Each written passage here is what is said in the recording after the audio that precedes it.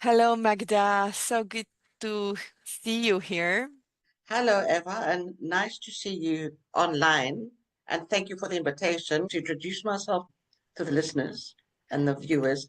I'm a Cypriot, born and brought up in South Africa, always been aware of injustice and justice around me. I was born in the dark years of apartheid, and in Cyprus, that I've been here since 2000. I've been involved in the women's movement, in the peace movement, in reconciliation, because for those that don't know, Cyprus has been divided for over 50 years with this green line, this buffer zone. And it's almost become a status quo, but it's not a status quo because the world around us is changing and we need to find a way back to peace. We need Hmm. to start working intentionally to peace and not having small little conversations and the leaders doing the puppet work. We need to intentionally, and I think as communities, we have a big responsibility. Start critically thinking and looking inwards of what we want and what we want for the people around us. Hmm.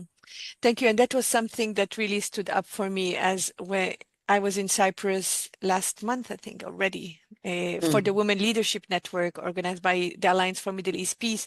And I remember when you were invited for dinner, I was really excited because we have just been visiting all around Nicosia and mm, seeing lots of parallels between what's happening in Cyprus and what's happening in Palestine, Israel, not currently, but the history.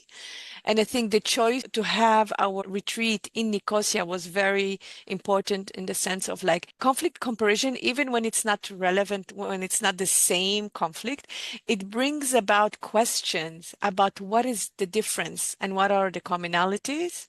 And I think mm. when we started talking together, that's where I'm like, we need to go delve deeper into this potential case study and how can we make peace possible? Because I think that what you're saying about the status quo, like people feel when we get used to violence and normalize the status quo and continue repeating the same story, the same narrative, just like Mm, automatically, because that's what we've heard from our fathers and mothers and school teachers, and just like repeating because this is the way life is. And I question this. I question it constantly because life doesn't need to be this way. And so I'm really curious also about not only your background, but also the perspective that you hold and the experience and the background that you've had in terms of coming since 2000 for the past 25 years, working in Cyprus on making peace possible in different way with a feminist perspective. What I would like to share, something that actually happened last week. Gender commissioner from another country, she came to visit and we had a meeting in the buffer zone. And we were with other Greek Cypriot women. And to clarify to the listeners, I'm Greek Cypriot, so I live in the Republic of Cyprus. Leaving the home of cooperation, we were having the meeting. I made a comment about often crossing the green line and going into the occupied north and how I have friends, and I don't do it for meetings. I do it because I want to. I do it because I've got friends, and I do it because I will not give away half of my homeland. Hmm. Because this homeland, regardless of whether it's occupied or not, whether there's green line or not, it's mine. And she was really surprised. And then she turned to me and she said to me, you know what? I'm really glad I had this perspective from you because other Greek Cypriot women I've spoken to have not had the same perspective to how they see the conflict. They don't cross the line very easily. They don't cross the line because it's a recognition of the other part of the island. It's a recognition, it's stepping into occupied territory, which is occupied. So it's a no no. So she said, I'm really pleased to meet someone that actually has the perspective that regardless of anything, this land around us belongs to all of us. We should examine it, explore it, enjoy it without conflict Hmm. because it belongs to all of us. It doesn't belong to me or to you. The giving into the narrative is what challenges me every time because I Yes. think the narrative is probably the same in Israel. The narrative in the south is the occupied north. There's the demons. They're living in our property. Uh, all these negative things about what the Turkish Cypriots are doing, and they mix up the two contexts. They've forgotten the fact that this is all one island. It was one Hmm. island. It is one island.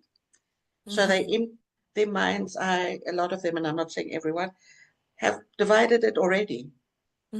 What is interesting, I often say we refer to Palestine, Israel as the Holy Land. And I often Mm, say the Holy Land is everywhere. The Holy Land is not just Palestine, Israel. Every land is holy for the mm, person and the citizen of this land, or the love for the land is what brings it to be holy. And I find that it's very interesting to have a perspective that is not shared, and yet understanding that we're all radically different and that mm, it's okay to have different perspective. For me, it's really peace activation is all about this important notion and acceptance. It's like we all are radically different and we all have different narratives and we all have different truth and the way we perceive things are different. Where it becomes an issue is if I violently impose my truth upon you mm. and where I use violence to impose my presence and block on any freedom of movement. And what you're challenging in going to the Turkish side is challenging this freedom of movement. It's like you have all Yes. right to move between the two sides. And I find that just coming back from Palestine, Israel, we're just visiting Hebron, which is Mm, really, we have the occupation in the heart of the city, in the heart of the mosque, in the heart of the holy mm. sites. And we challenged it by moving just like between the Jewish side and the Muslim side and constantly being asked, are you Jewish? Are you Muslim? I think in Cyprus, it's like, are you Greek? Are you Yes, Turkish? And like using nationalities and identities, whether these identities are religion identity or national identity or gender identity, I think that yes, the identities are being used for separation rather than for unity. And when I speak about unity, it's not that we're all the same. Being united is not necessarily being the same, but really understanding that we can be united without being the same. I think that's the biggest misconception that a lot of people fall into. It's a trap that they think that if we are together, we all need to agree. We all need to respect each other's right to have their own opinion. That's all we need to Absolutely. do. Yeah. And I think that also comes from a security within oneself. So if Mhm. I'm okay with who I am, who you are, shouldn't make a difference to me. When I first came to Cyprus in 2000, I joined a newspaper. It was the first job I got, which turned out to be the best job to get because I learned the land and the landscape very quickly. And I thought, let me not get involved in the political process and the peace process and Cyprus Mm. problem because it's a little bit too touchy and I don't know, I haven't fitted in yet. Let me get into doing a women's peace. And it turns out, and I think that happens in a lot of countries, that everyone is a human rights activist. Everyone pushes for human rights until you touch on the sensitive national issues. And Mhm. suddenly you're protecting your land, you're protecting your space, you're protecting your ethnicity. Yes. You're pretending your identity, your belonging, I think. All women should have access to the same fundamental human rights. You forget that. You suddenly remember that your only identity is your ethnic identity. And it's Mhm. the first few times it happened, I thought, what's happened? Because suddenly Mhm. this person that was a co-conspirator would have these great conversations, and suddenly the Cyprus problem would come up, and I think, well, this person's changed, split personality. Mhm. And I think that comes from living in patriarchal societies, Yeah. that you inherit the national identity, the national public political narrative. I was born a peace activist. And then when you talk about human rights and sexual reproductive rights and equal pay and job opportunity and education and all the other rights, and then you're a feminist, and suddenly you start talking about the national problem and you forget all of that. That's a very important point. And I'm so happy you raised it. I was going to ask about it because for me, that's exactly the main issue and why we're not advancing. For me, it's like really how we as women have internalized patriarchy and have taken upon this national slogan or religious slogan. And as soon as you touch to that, then you forget your feminism because you go back to the belonging of your own ethnic identity. I think there's something around betrayal between women there, and it have come up very, very strongly during this genocide in Gaza. And I think really a lot of the women activists, human rights activists in Palestine and elsewhere have raised the question of like, what do we do with that? What do we do when we are suddenly faced with a national issue and we drop our woman agenda, like there's no political woman agenda. There's a lot of tentative, especially in Israel, there's like Forum 1325. There's lots of Mm, different women forum together, women, Palestinian, Israeli, that are trying to create an agenda, but they haven't been able up until now, and I really hope they will be able to create really a specific woman agenda that put forward a feminist just agenda. And I think this is where, with the Women Leadership Network, one of my presentation was around what does a feminist just peace look like? And how do we define peace and feminism together in a way where justice, dignity, and equality for all are at the forefront? mm, And where our identities, whether it's ethnic identity, religious identity, political, like all of this are put to the side to define, okay, what do we have in common and how can we work towards respect for all mm. genders, respect for all nationalities, respect for all ethnicities. And we as women, especially as women, I've been battling with like women will bring peace. This assumption that if we put Yeah, women in yes. power, there will be peace. It won't, because I've been in Ivory Coast. I've been in so many different conflict zones where women were at the forefront of conflict, actually manipulating and instigating conflict. So for me, this assumption that if we put women in political power, we'll have peace is really just an assumption that is not actually verified and true. However, there is something around the fact that as women, we hold in our womb, we are able in our body to hold two hearts, one in our womb and one as in our own heart. A hard heart. And I think that there's something around the acceptance of the other in the embodiment that is not far, we cannot find it for men. And I think that that potentially, not necessarily, Mm. potentially can allow us to hold multiple truth, multiple perspective, and how we can put that forward, if we can. You know that the magnificence of falling pregnant is in the normal circumstances, a body would totally reject something that did not belong to it. But the woman's body accepts the embryo. And it's Mhm. exactly what you said. It's able to welcome it, embrace it, nurture it, and then birth it, even though the natural intentions of anybody would be to expel anything foreign. So you're right. We are able within our bodies to hold two hearts. So we are Mhm. able to hold double the love, maybe. I think so. And what this brings me also to the feminine quality of reception, feminine, not necessarily the female. And so in that case, if we're taking this energy, masculine and feminine energy in one body, then we Mm, should be able, if we are in touch, that's why I would say, even if a woman, physical woman, is in power, if she's not in touch with this feminine quality, it doesn't really matter. Her gender doesn't really matter. The mm. same for a man. However, if we are calling for feminine quality of receiving, of inclusion, of participation, of collaboration, can we design an agenda, peace agenda that is based on this type of principles? And that's where I think peace might be possible. I don't know if you Mhm. followed Jacinda, the New Zealand president. During COVID, Mhm. she might have been strict on certain things, but her approach to the people she was governing or president of and speaking to was very feminine. She Mhm. did not ignore, she remembered that children were children and they needed certain things. She spoke to people and she listened to people. And I think that's why she had a minimal level of COVID breakouts because Mhm. her approach was a holistic approach. It wasn't just giving orders and giving a vaccination.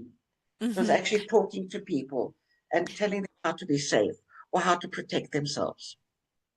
That's a great example. And I like the word you're using, holistic, because I think we need to have holistic approach, including to peace. And what we've been using right now is part of what this peace can look like and Mm-hmm. justify that part. And that separation, whether it's land separation, people separation, ethnic separation, is what is being emphasized. So my question to you is like, how do you think we can have a holistic approach to peace, whether it's in Cyprus or in Palestine, Israel? What would be a holistic approach to peace? What would make peace possible?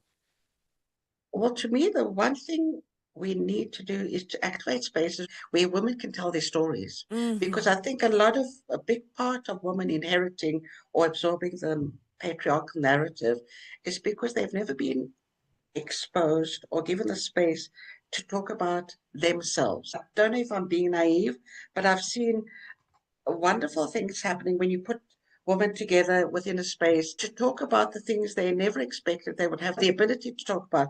And I'll give you an example of that. It was on Women's Day this year. My friend and I were invited to give a workshop to the soldiers in the UN, the women Hmm. soldiers.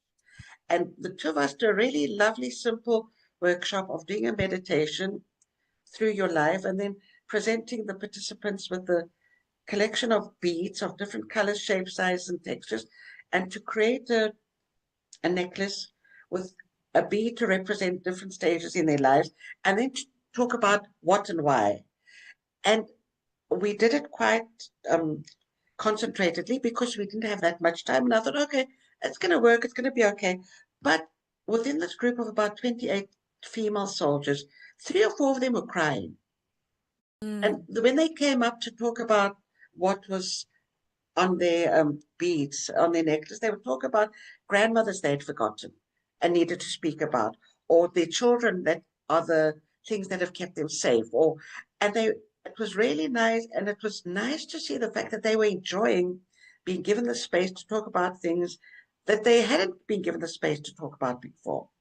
And the gender advisor that had brought us in, had really wonderful reports, and she had requests from all the soldiers that we come in again because they had the opportunity to step into a space that has never been open to them before. The energy in that room went from we were quite, Emily and myself were quite not sure how this was going to work, and they Hmm. and once they started telling their stories, embracing, warm, safe, funny, sad. It didn't mean that all the stories that were told were happy. Some Hmm. were a melancholic, but it was a space that each woman felt she was okay with speaking her piece. I think what you've created with this exercise is intimacy. And what I've witnessed, I worked in a peacekeeping missions in New York for the UN and as well in Ivory Coast and in Somalia and different places. What I've noticed is that we're asking gender equality has meant bringing women into the spaces of man rather than creating spaces that are inclusive and participatory and intimate. And I remember I was doing training in peacekeeping mission and the training were for male and female soldier. And I remember that gender equality was like, it obviously important. The women have their own spaces like toilet and things for their menstrual, but like the energy that you're referring to is actually what has been missing in those Yes, spaces. Not only missing, but also not acknowledged. And I think that's probably why these women were crying because they didn't even know that that's what they were missing. And I think that's key because we've been fighting for our rights to be at the same place as man, equal. But for this, we have let go of our own individuality as female and as feminine energy. And that's why I say that we have internalized patriarchy. And as such, we're fighting for our right with the same tools that have been oppressing us. And so in that case, we've been oppressing also other women. Very often, I see that. I see when women is in a position of power or when women as soldier, I've seen it also in peacekeeping mission, they would be more harsh than men because they yes, constantly feel that they need to prove that they've earned this position of power. And that's such a pity because we give up so much when we get into this position of power that are patronizing and very patriarchal, and we don't yes, realize that what we actually need is really our own specificity, and our own specificity is different from each woman to another. And that's something that I'm really passionate about, the intersectionality. Women as a group are not homogeneous groups, just like yes, men as exactly. a group are not homogeneous. So it's not that we're fighting for equality for women, like certain women have actually privilege that certain men don't have. And Mm. as such, we need to pay attention. What is it? Who are we speaking to? And who are we when we are talking? You know, me as Palestinian with an Israeli nationality, you as a Greek Cypriot living in Cyprus right now, but born and raised in South Africa. There's so many different layers on of the background that define who we are and how we see things. And this is really important. And so I think that's where I would call it maybe feminine agenda rather than women agenda. It's like, how can we make an agenda that is maybe even collaborative, participatory, inclusive, respectful, making sure that the dignity and equality and justice of all Exactly. human beings, whether they're women or men, are taken into consideration. And for me, that's what would make peace possible. I think by doing that, you're Hmm. also making a space where toxic masculinity is reduced, treating men as one and Hmm. saying they all have to act in that way. And we both know that not all men are the same. Some Hmm. have a raised testosterone and others have a very strong feminine side. But when you're Hmm. living in Absolutely. a community or society or context where a man has to be a man and he can't cry and he's got to shout, not all men are like that. And when they don't feel safe to express themselves the way where they want to express themselves, and it leads to very unhappy human beings. Things Hmm. like suicides and more aggression because they bring out a self that's not themselves, so they don't know how to balance it. So to me, it's very important to encourage spaces that encourage different voices. I remember when I first started my podcast, and I started in 2013. I thought to myself at the time, who's going to want to speak to me? I'm not Hmm. anyone. I'm not a Christian. I was a newbie on the island, but I was only going to interview women. In the 12 years that I've been interviewing, I think I've had 3 people turn me down Hmm. because no one was actually asking women. So whether I asked an Yes. Eve Ensler of Vagina Monologues or a Jodie Williams, who's the Nobel Peace Prize winner, or a Cypriot woman, they weren't asked that often. So Hmm. having someone say to you, please come, can I host you? And please talk about what's important to you, because that's Hmm. the way I also contextualize my podcast. It's something no one's ever said that. No one had ever said to them before. And Yeah. I felt such freedom. So to me, we need to make spaces for women to speak so that men can be safe as well. Yes, and what you just described is actually the main mission of peace activation. Because for me, peace activation is creating safe and brave spaces for each person to express their own truth while the other Mm, person is listening without intervening, without actually asking question or doubting or being controversial. And I think that in a time where things are so polarized and we have to choose a side, whether for this or for that, and there's like right and wrong, very strong wrong and very strong right, creating a field in between right doing and wrongdoing, as Rumi refers to it, is mm, really a safe space, is a field where we can meet. And we can only meet if I can speak my truth without necessarily denying yours, and you can speak your truth without denying mine. But at the same time, this is not possible if around us in this space we are fighting each other, or we're comparing suffering, or we're competing for attention, or we're entering a drama triangle where my drama and my victimhood is higher than yours, or my trauma is higher than yours, and your trauma is not relevant. And I think this, as such, is really key to being able to really listen from the heart to the pain of the other without taking it on. I battle with that. I sometimes battle with absorbing it too much, and I need to consciously do this, move my hands up and down to cut the Mm. cords of the emotion that's connecting. I need to work on that, not absorbing the trauma. So we actually practice just that. The work that Peace Activation is doing, the in-person work that we do on the land in Palestine and in Israel, we do it separately. We've done trauma-informed training workshops for Israelis in Hebrew, where they can be with their own narrative and their own fear and what's present for them.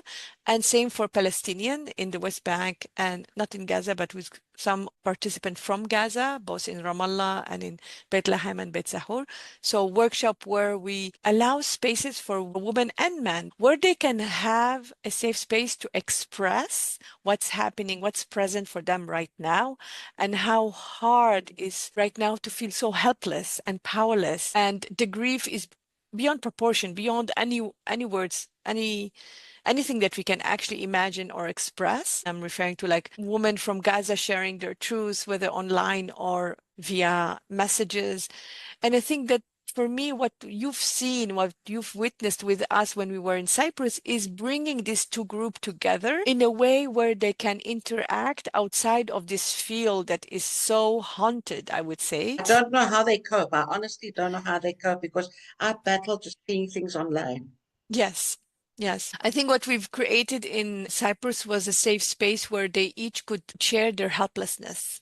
Even for the Israeli women witnessing their government and not speaking in their name and feeling helpless and powerless to really see what's happening and also be attached to the hostages and the fact that they're still there. This battle inside and outside, I think that there was a lot of compassion for the Palestinian suffering, and at the same time is like being present with what's happening for the hostages, and the same for the Palestinian, being so present with the genocide that's happening in Gaza, and like I don't want to hear about like what's happening for the Israeli, and the same for the Israel. I don't want to hear what's happening for the Palestinian. And so creating a space where they can hear the pain of the other without getting into the story. And this is really important because it's so hard not to judge. It's so hard right now not to take sides. But at the same time, taking sides and judging is what is perpetuating what's happening, is perpetuating the genocide. So rather than it becoming a humanitarian catastrophe, it's becoming, oh, it's anti-Semitism. It's like we need to Yes. protect. And so this is actually what in French we say ça fausse le débat. It's like it's putting the attention where it's not. It's maneuvering us somewhere else to argument around like, is it a genocide or not? Is this true or not? It's what we are the picture that we're seeing. Is it so? There's lots of discussion words rather than being present with what is people dying every day, and not only in Gaza every single day. Families being wiped out. I mean, how do you live with that pain? How do you live with that pain? Do you live with that pain? Can you live with that pain? I think I pray for grace is the only thing that we can pray for. I have family member in Gaza that died, like a whole building just dropped, bombed, and 70 members of my family just like died, bashed in 1 second. And it's so impossible even to imagine what that means and how you can hold so much pain. And at the same time, I'm connecting with my cousin and a dear friend of mine as well. Her name is Yara, and I say, how can we help? What can we do? And she's like, just pray. There's nothing we can do. Palestinian in Gaza feel so much abandoned and betrayed, not only just from the Jewish and the Israeli and the international community, but also from Arab state, from our Arab brothers and Yes. sisters, from everybody. Even within that, Yara is saying the only thing that we can do right now is praying. People are dying from starvation, not just like from bombing. People are dying because they're not getting the medical aid that they need. People are dying nonstop, and it's horrific what's happening right now there. At the same time, there's a lot of efforts, whether it's within Israel or within Palestinian territories, to really ease that pain, but it's not stopping. That's the main And issue, is that it's not stopping. It's not enough. Unfortunately, there's a lot of Israeli even that walked to the Gaza border and got beaten up by their own soldiers and police, and they're there fighting, like the organization Standing Together, many different organizations and organizing, fighting for peace. At the same time, it's not stopping because it's not at the level of the grassroots, it's at the level of the politics and yes. politician, and there's a clear manipulation of what's happening. That's why I'm saying the discussion is being sent distracted elsewhere, because there's real regional and economic interest that until they are Sorted completely out. sorted out, we will not have a stop to this genocide. Because in the meantime, we're just fighting over, is it a genocide or not? We're fighting over anti-Semitism and anti-Islamism. Our president last month came to visit Netanyahu. And there was a picture on the front page of him and Yeah. Netanyahu embracing. And he said he also went to see Mr. Abbas. And there was a very big outcry locally about why did he go? Because we are also a country under occupation. Hmm. Yet we go and support Netanyahu, who's an occupier, and it's follow the money. Yeah, it So follows the money, unfortunately. follow the money. We are neighbors. We've got the seabed that's very rich, and yet we don't know how rich it is. So we follow the money. And there was a very big outcry, and there is every day. And yet he carries on complaining. And we were one of the three countries that voted against reassessing the arms agreement with Israel, the EU arms agreement with Israel. Cyprus was one of the three or four countries that voted against it because Hmm. they don't want it reassessed. I know we need friends because we're small, but you also don't need to put yourself on the wrong side of history.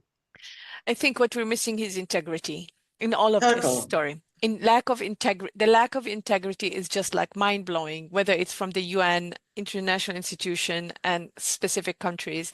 But my question is like within this context, what can women do? You know, like I always think of like the Liberian women movement that really stopped the war and put Charles into the International Criminal Court.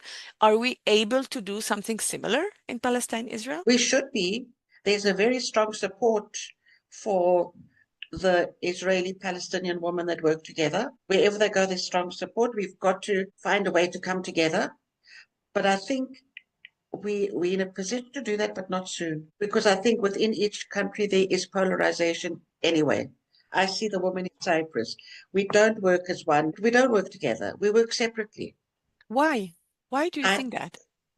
I think patriarchy has done its job so well. I think there's also a case of a lot of women, because in Cyprus, peace building is a profession, Yes. because peace building has been going so long. So we can't, everyone wants to be the boss, everyone wants to lead. There's so much leaders that there's no followers. Yes, and we keep on reinventing the wheel in different contexts. No one's saying, you know what, we've done this before, it's been done in another context. Let's take best practices from them and move forward beyond that. No, we keep on reinventing the same thing. And it's also a case of, I mean, the case of leadership. Who's the leader? A coalition recently formed in Cyprus of women of influence, yet I was not considered a woman of influence because I'm grassroots and I'm not attached to the political parties. I'm not part of the elite. And yet, what is the intention when you want to build peace? Unless you bring with you grassroots, your peace Mm. is worthless. It's a very interesting dimension, actually, that you're just mentioning. I did a whole research on women, peace, and security at the time for the Kroc University for Peace. And I remember we were comparing women peace activists from Yemen, Iraq, and Syria at the time, Mm, and Tanzania. And what we've noticed is that we're only preaching to the converted. And there are certain women, elite women that are highly educated, can speak English. These are the women that are invited to this negotiation, to these forums. And so we get tendency into like some of them prima donna, but some of them are the same woman over and over and over again as a profession, coming and saying the same mm, thing, rather than activating something within the woman movement itself. So for me, I actually put the emphasis on the woman movement in each community is in dear need of restructuring and questioning of what does it mean to be feminist? What does it mean for me, for you? And how can we come to an agenda that is focusing on equality, dignity, and justice for all, rather mm, than for certain women and certain women not, based on what they can afford, what they can speak, which language they can speak. Because I've been working in like on gender equality for the past 25 years, both with the EU and the UN and World Bank, and I've seen it over and over again, how women's movement we have separation between grassroots movement and a elite movement that are not actually connecting and that are being used when needed.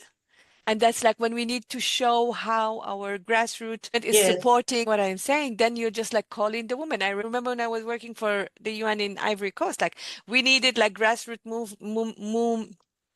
movement of women to come to our conferences on like violence against women, resolution 1825, 1820 at the time, which focused on violence against women.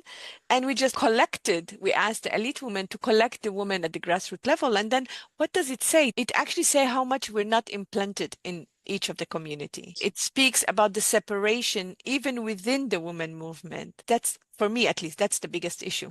Because if we arrive to have a holistic approach between us as women and using and inviting men to be as allies, I think we would be able to have peace very easily. We would be But we able are to activate peace. we are very entrenched in who's got the power and who's got the visibility. Because in 2020, for the 20th anniversary of 1325, Secretary General Guterres had a virtual roundtable with 4 countries: Mhm. Mali, Central African Republic, Darfur, and Cyprus. They Mhm. asked for a grassroots movement to represent Cyprus. Hands Across the Divide, the group I'm a founding member and still a member of, was asked to represent, and I spoke. The first and only time a woman has spoken to the Secretary General about the peace process. And on the day that this meeting was being held, I thought he's not going to want to speak to me because Mali, Central African Republic, Darfur were actually having conflicts. People were dying on the street. But Mhm. that day, Turkey violated a UN resolution in the north of Cyprus. So Mhm. Guterres was furious. And we had the live transmission, and we each did our presentations and 1 or 2 questions. And then the live transmission closed, and then there was a conversation. And the conversation closed, and Guterres comes on and says, "So, Mrs. Zenon, what do you think about this?" And I thought, okay, but when this all happened, okay, it was a first. In 50 Mhm. years, it was the first time a woman had spoken to any Secretary General about peace and women's participation in peace. When I sent out a press release to over 200 women, one of them replied to me. Not even the Commissioner for Gender Equality thought it was a good idea to send an email to all her members. And I thought to myself, you Why? know what? You tell me why. You tell me why. I mean, and it was 2 women, one Greek Cypriot and one Turkish Cypriot, said to me, great initiative. How can we go forward? None of the others, because there's political parties involved, because who's Mhm. this grassroots person? Who is this grassroots person? She doesn't belong to a Mhm. political party. She's not in the parliament. So why should we support her? You're touching here about women supporting other women. And I think what we mentioned earlier on the discussion is betrayal between women. And I think we wouldn't be in this situation right now and the violence against women that's been rampant for the past 2025 years at least, Mm. because it's not recent. It just like what is recent is that we can see it streamlined, the same with this genocide. It's really at the core, I would say, of the human experience on this earth is Mm. this betrayal and betrayal between human beings, but also betrayal between women and how, and I have a short video on this because for me, it's really that's where peace activation is all about, is like, how can I activate peace within me so that I don't betray myself? I'm in integrity. And if I'm in integrity, then I will be in integrity. If I'm in integrity with myself, then I'll be in Yeah. integrity with you. And if I don't betray myself, then I will not betray you because we will create a holistic and supportive environment for each other because that's Mm. what we want to create and live in for ourselves. And I think the separation, the having the othering of the other, the separation from the other and seeing the other as the enemy, as a threat, is actually what got us into where we are right now, whether it's in Palestine, Israel, in Darfur, in Mali, in Cyprus, regardless of where we are, is we take away the humanity of the other to justify our action. That's why we need storytelling. Because Yes. when you make spaces for telling stories, that person becomes a human being. Yes, 100%. I've seen it in Burundi. I've seen it even now. We collected stories actually in Palestine, Israel as well with the organization 1 Million Truth, showing how we can even have 1 million truths because each truth is parallel to another and it Mm. doesn't deny and defy the other. And I think when Yes. when I hear your story, I have compassion, I have empathy, and I don't need even to go and look for it. I can just like be by being present in your space, in your story, I would feel it. And I think that's Mm. also what we saw in Burundi and also in the Truth and Reconciliation Commission in Rwanda after the genocide. The only thing that we have as human to regain our humanity, if I want to regain my humanity, I need to give you your humanity. There's no other way. And I need to give you your humanity, but I also need to make myself vulnerable. Yes. I also need to allow in giving you the space to tell your story. I need to myself also be able to tell a story, but an honest story, a naked story, a story Yes. that's not hiding behind stereotypes and shame, and a story about how I felt. The authenticity, sharing who you Yes. are with authenticity and vulnerability, I think that's the biggest gift we can give each other. And I often say the presence in the training I delivered, whether in Cyprus and also in Palestine and Israel, I said, like, your presence is the present. When I'm present with you authentically and vulnerably, and I'm able to hold space for you to share your story, and then be able to share my story so that I'm not showing off as like, oh, I'm strong and not vulnerable and Mm. I'm able to survive anything. And it's a big question, especially now. It was raised in the last training I did was for Palestinian women in Bet Sahur, mothers of children that died and husbands that were taken away in prison. One woman shared how when her son died from a shooting of an Israeli soldier, she cried with joy and saying he's a shaheed, a martyr. And I asked the question when we're talking about all these martyrs, like all the like the way Palestinians are referring to all the kids and the woman and the man that died, they died as martyr. And there's a certain choice in the use of the word that as a martyr, I have chosen my death versus being killed, you know? And as a martyr, my death has value. Exactly. As a martyr, It's my not death for has value. And so that doesn't leave any space for grief. It's very difficult. That's what the woman was sharing. Like several of the women there were sharing was one woman said, yeah, I didn't feel I'm allowed in the to national cry. space to cry. I needed to celebrate the death of my son as a martyr. And when I opened the space for women to share, how did they really feel? Not how they should have feel or Yes. how they should show their feeling. It showed a lot of masquerade, you know? It's like just Mm. like the grief that is not allowed, the sadness that is not allowed, the rage. The rage is allowed if it's towards someone else, the Israelis, but it's not allowed towards Hamas. It's not allowed towards the Palestinian Authority. It's not allowed to those authorities that are supposed to protect us as civilians.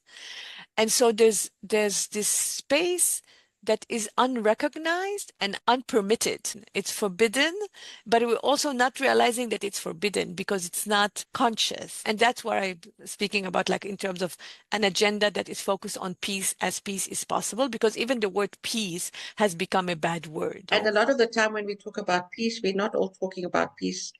the We same don't all way. mean the same thing about peace when we talk Absolutely. about peace. Yeah. We once did a project as Hands Across the Divide.